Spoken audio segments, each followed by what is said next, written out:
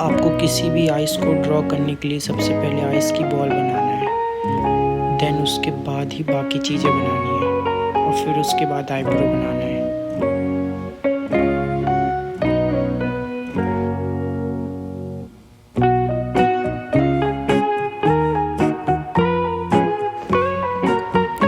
आपको एक ice draw करने के बाद दूसरी आइस ड्रॉ करते समय आपको ये ध्यान रखना है कि दोनों आँखों का डिस्टेंस एक आँख के बराबर होता है, तो आपको उतना मेज़र करना है। फिर उसके बाद सेकेंड आइस को ड्रॉ करना है।